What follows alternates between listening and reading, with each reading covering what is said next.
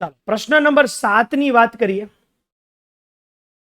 દ્રાવણ જે અચળ તાપમાને ઉકળે છે તેને શું કહેવાય? દ્રાવણ જે છે અચળ તાપમાને ઉકળે છે તો એને શું કહેવાય?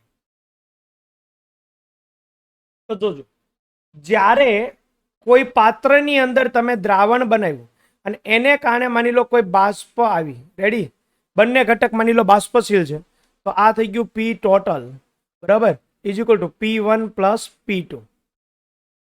હવે અહીંયા જે છે એ દ્રાવણની અંદર ઘટકના મોલ અંશ જે છે x1 અને x2 હશે, રાઈટ. જ્યારે બાષ્પમાં મોલ અંશ જે છે એ y1 અને y2 હશે, બરાબર, આ તમે કહી શકો. જ્યારે x1 બરાબર y1 થઈ જાય, x2 બરાબર y2 થઈ જાય, બરાબર, એટલે કે એ ઘટકના પ્રવાહીમાં અને એ જ ઘટકના વાયુ અવસ્થામાં મોલ અંશ સમાન હોય, રેડી, તો એ સમયે કહેવાય એને એજિયોટ્રોપ મિશ્રણ.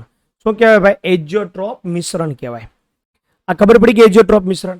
અને જ્યારે એજિયોટ્રોપ મિશ્રણ બને છે તો તમે સમજી લ્યો સેમ કમ્પોનન્ટ્સ હોય છે, લિક્વિડ અને વેપર ફેઝ, રેડી. તો આવા સમયે તે કોઈ ચોક્કસ તાપમાને જ ઉકળે છે.